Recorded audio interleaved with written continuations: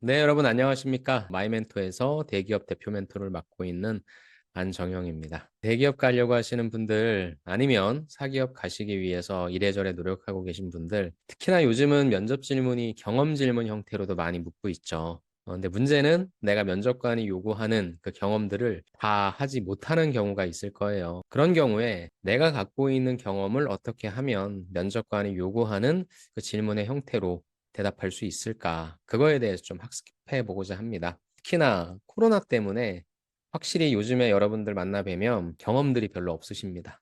그래서 다음과 같은 경험들을 어떻게 하면 만들어낼 수 있을지 같이 살펴보도록 할게요. 자, 먼저 하나의 예를 좀 보도록 하겠습니다. 특히 이제 이공계 분들이 이걸 더 힘들어 하시는 것 같아서 뭐 내용은 되게 딱딱해 보일 수 있지만 저렇게 만들면 되겠구나라는 걸 느끼실 수 있을 테니 영상 넘기지 마시고 좀 끝까지 봐주십시오. 자, 일단 내용을 보면 뭐 최고 효율의 10%를 목표로 해서 졸업 논문을 작성한 경험이 있다. 논문을 조사했고 펑션이랑 팩터를 조사해서 실험 진행했고 교수님한테 이메일 조언 구해서 결국에 최적의 조건을 찾아내서 이를 반영해서 졸업 논문을 작성했다. 라는 가장 일반적으로 우리 이공계 분들이 작성하실 수 있는 스토리고요. 만약에 인문상경계 분들이라고 한다면 과제를 수행하기 위해서 이런저런 노력을 해서 결국에 제일 중요한 변수값이라든지 제일 좋은 전략을 찾아내서 그런 과제를 완성했다라는 식으로 받아들이셔도 됩니다. 그러면 내가 갖고 있는 경험은 이거다라고 전제를 내렸을 때에 다양한 경험 질문이 나오면 어느 부분을 어떻게 내가 강조하면 좋을지 이걸 학습하자는 겁니다. 첫 번째 경험 질문은 가장 많이 나오는 거죠. 도전적으로 목표를 달성했던 경험을 좀 얘기해 주십시오. 아니면은 살면서 가장 힘들었던 경험, 목표를 달성했기 때문에 가장 성취감이 있었던 경험, 뭐 그런 이유가 됩니다. 즉 내가 쉽게 무엇인가를 얻은 게 아니라 좀 노력을 해서 고군분투해서 무엇인가 이뤄냈던 경험. 근데 저는 사실 이런 게 없어요. 라는 분은 앞서 보셨던 그 내용을 가지고 이걸 만들어내는 겁니다. 어떠한 구조를 씌워주면 좋냐? 바로 요 구조죠. 구체적인 목표는 무엇인지를 먼저 제시해 주는 겁니다. 그래야만 그 얘기를 듣는 사람이 이런 목표를 달성하기에 어떤 노력을 했구나. 만약에 해당 내용에 대한 난이도를 아는 사람이라면 그게 도전적인지 도전적이지 않은지에 대한 감도 잡을 수 있잖아요. 그래서 중요한 건 일단 목표를 제시하는 겁니다. 그 다음에 구체적으로 그걸 달성하기 위해서 노력하신 내용. 당연히 달성했겠죠. 결과값 제시해 주시고 이를 통해서 목표를 달성하기 위해서는 무엇이 되게 중요하다는 걸 느꼈다라는 배운 점까지 가주시는 거죠. 이렇게 구조만 말씀드리면 여러분들이 또 이해가 잘 안 됩니다. 그러실 것 같아서 아까 그 경험을 다시 가져오겠습니다. 첫 번째, 제가 뭐라 그랬죠? 도전적 목표이기 때문에 목표를 구체적으로 얘기해 주자. 저는 10%를 목표로 했다. 구체적인 목표를 제시해 주자. 이게 좀 힘든 목표니까 당연히 그냥 쉽게 쉽게 한 게 아니라 어떻게 했는지에 대한 고군분투라고 했죠. 뭐 굉장히 많이 논문을 조사했다. 다양한 재료를 찾아했다. 이걸로도 안 돼서 뭐 교수님한테 이메일까지 어떻게 써서 보냈다. 조금은 더 여기서는 과장이 좀 필요하긴 하겠죠. 그리고 이런 경험을 통해 아무리 어려운 목표가 있더라 하더라도 전략적으로 사고하고 전략적으로 접근한다면 이뤄낼 수 있다는 걸 배웠다. 뭐 이런 식으로 배운 점을 말씀해 주시면 됩니다. 자꾸 내가 갖고 있는 경험, 이거를 도전적 목표 달성이라고 한다면 어느 부분을 내가 만져줘야 될지 이렇게 좀 생각해 주시면 될 것 같아요. 그다음에 두 번째는 여러분들이 가장 어려워하시는 거죠. 바로 창의적인 방식으로 문제를 해결해 본 경험.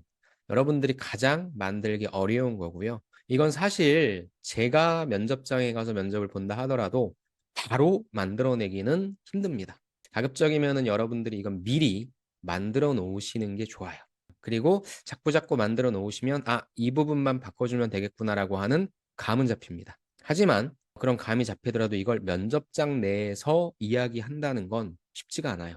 그래서 저는 이 부분만큼은 아주 보수적으로 여러분들이 아주 철저하게 연습을 해 주시자. 이 구조는 어떨까요? 창의적 방식이니까 기존과 다른 방식이죠. 그럼 기존의 방식은 무엇인지에 대한 소개가 당연히 있어야 되겠죠. 기존의 방식이 어떤 한계가 있었기 때문에 나는 새로운 방식 이것을 떠올렸고 결국에 뭐 해결했겠죠. 배운 점이 중요한데 여러분들이 배운 점을 힌트를 잘 못 맞추세요. 어떤 걸 배운 점으로 갖고 가야 돼요? 내가 창의적인 방식을 생각해낸 그 배경을 얘기해 줘야 되는 거죠. 앞에 그 경험을 가지고 온다면 어느 부분을 바꿀 수 있을까요? 다양한 방법을 통해 변경된 조건을 반영했다라고 했죠. 그럼 A라는 방법을 통해서 했는데 안 됐어요. 그리고 그 방법은 뭐 교수님께서 알려주셨던 방법이거나 수십 편의 논문에서 나왔던 방법인데 내가 했는데 그게 안 되는 거예요. 그래서 이를 바꾸기 위해서 교수님께서 큰 틀을 잡아주셨고 그 내에서 내가 갖고 있는 지식 무엇인가를 적용해서 조건을 바꿨다. 이런 것처럼. 뭐 논문을 조사하는 방법을 바꾸셔도 되고 그 다음에 고려한 재료를 찾아서 실험을 진행하는 그 방법을 바꾸셔도 돼요. 즉 내가 했던 액션 중에서 기존에 했던 방식은 무엇이었다라고 얘기해주고 나는 이걸 바꿔서 했어. 이렇게 가주시면 됩니다. 그런데 실제로 내가 그렇게 한 게 아니라 나는 한 가지 방법밖에 안 썼는데요. 그럴 수도 있죠. 그런 경우에는 뭐예요? 내가 쓰지 않았던 방법을 기존의 방법인 것처럼 정해주시면 여러분들이 쓰신 방법이 새로운 방식이 되겠죠. 이해되세요? 내가 했던 방식은 그냥 뭐 기존의 방식도 몰랐고 그냥 내 방식밖에 몰랐어요. 그냥 이것만 적용시켰어요. 그런데 이거를 창의적 방식으로 만들려고 한다면 내가 했던 방식이 아닌 그냥 어떤 다른 방식을 갖고 오시라는 거예요. 그러니까 일단 창의적 방식을 얘기해라.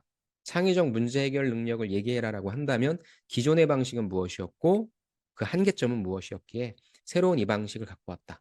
그럼 중요한 게 무엇입니까?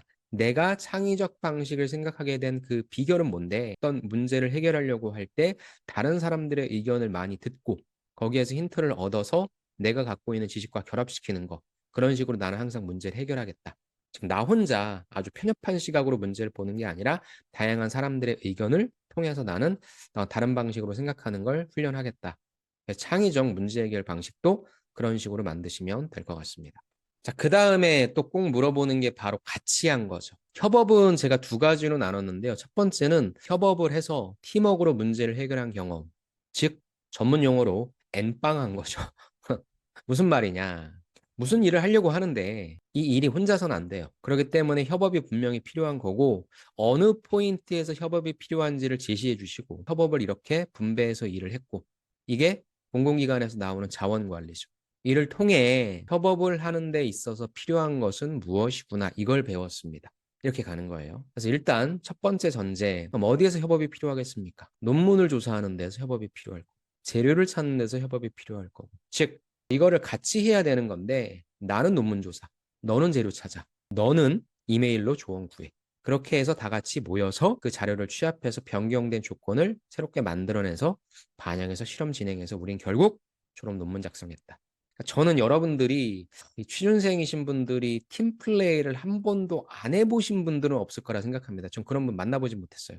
그런데 만에 하나 전 진짜 없습니다. 팀플레이를 물어보는데 팀플레이 그 했던 소재가 없다면 좀 이거는 전 결격사유라고 생각해요. 직장 생활은 같이 일하는 건데 같이 일을 해보지 않은 분을 뽑는다는 건 굉장히 큰 리스크입니다. 어찌되건 또 만들어 드려야 되는 게 또 저의 몫이니까 이 졸업 논문은 나 혼자 작성한 게 아니라 같이 한 거죠. 두 명이 모이면 그것도 협업이 되는 거니까 그 다음에 뭐 논문 조사하거나 재료 찾을 때 또 누군가한테 물어보거나 하는 부분도 협업이 될 수 있으니 그렇게 영혼까지 끌어모아서 협업을 또 만들어 주시는 게 조금 더 낫지 않을까라는 생각도 하면서 협업의 포인트를 찾자 그 말씀을 좀 드리고 싶고요. 그 다음에는 어떻게 내가 분배해서 일을 했는지 아니면 어떻게 갈등을 해결했는지 사실 갈등 발생을 더 많이 물어보죠. 갈등의 포인트가 나오겠죠. 그러면 이 갈등을 해결하기 위해서 어떻게 노력하셨는지 제일 많이 하는 게 뭐겠습니까? 경청하겠죠. 그리고 서로 오해했다. 진심으로서 이런저런 얘기하면서 모두 다 컨센서스를 형성하며 문제가 싹 해결되죠. 그래서 그렇게 해결 솔루션 말씀해 주시고 역시 갈등 해결하는 데는 뭐가 제일 중요하구나. 이렇게 배운 점까지 제시해 주시면 됩니다. 자, 똑같은 소재를 갖고 온다면 다양한 방법을 통해 변경된 조건을 반영했다. 다양한이 나오는 게 좋겠죠. 왜? 다양한 의견이 다 뭐예요? 이견이죠. 거기에서 내 말이 맞아. 갈등이 발생했겠죠. 이거 같은 경우에는 논문 조사했다, 재료 찾았다, 이메일로 조언 구했다. 이게 중요한 게 아니죠. 빨리 다양한 방법을 통해 변경된 조건을 서로 제안했는데 여기에서 갈등이 생겼다. 이를 해결하기 위해 우리는 객관적인 방법을 쓰고자 했고 논문을 조사했다. 재료를 찾았다. 이메일로 조언 구했다 등등 순서를 바꿔버리면 해결하게 되는 솔루션이 나옵니다. 자, 그 다음에는 실패입니다. 실패도 사실 첫 번째 도전적 목표 이것과 또 연결될 수도 있는데 여러분들이 의외로 실패 경험 물어보면 실패한 게 없는데요? 이렇게 가시는 분들이 계셔서 실패는 일단 액션을 했다. 그런데 실패를 했다. 중요한 게 무엇입니까, 그럼? 이를 통해 무엇을 보완해야 되겠다는 걸 느꼈고 결국엔 적용시켜서 성공했어. 그래서 실패를 통해 배운 점, 나 이걸 가지고 다시는 실패하지 않을게. 요 얘기를 해주는 게 좋겠죠. 요 내용에서 사실 실패한 게 없었어요. 근데 실패를 내가 중간에 넣어주는 거죠. 이게 굉장히 좋은 솔루션입니다. 실험을 진행했어. 근데 실험이 실패했죠.